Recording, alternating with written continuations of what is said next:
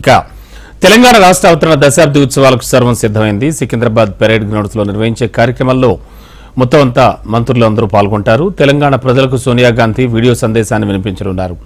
ఈ వేడుకలకు parade grounds ముస్తాబైంది. 20,000 నుంచి 25,000 మంది హాజరయ్యేలా భారీ ఏర్పాట్లు చేశారు. ఉదయం 9:30 గన్ పార్క్ లోని అమరవీరుల స్తూపం వద్ద అమరులకు ముఖ్యమంత్రి రేవంత్ రెడ్డి నివాళులు అర్పిస్తారు. అనంతరం 10 గంటలకు పెరేడ్ గ్రౌండ్స్ లో జాతీయ పతాకాన్ని ఆవిష్కరించనున్నారు.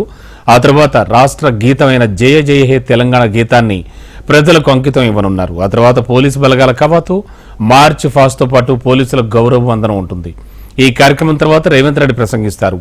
పోలీస్ సిబ్బందికి, ఉత్తమ అధికారులకు అవార్డులు కూడా అందజేస్తారు.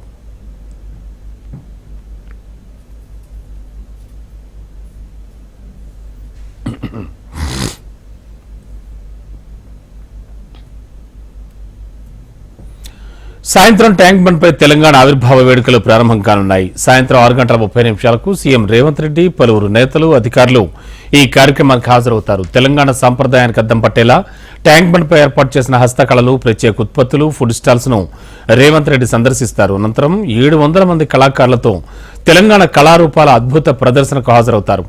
ట్యాంక్ బండ్ పై ఏర్పాటు చేసిన స్టేజీపై 70 నిమిషాల పాటు వివిధ సాంస్కృతిక నృత్య ప్రదర్శనలుంటాయి. ఈ సందర్భంగా జయ జయ హే తెలంగాణ పాటను విడుదల చేస్తారు. హుస్సేన్ సాగర్ పై ఆకాశంలో 10 నిమిషాల పాటు పేల్చేటువంటి బాణసంచా కార్యక్రమాల్లో వేడుకలు ముగుస్తాయి.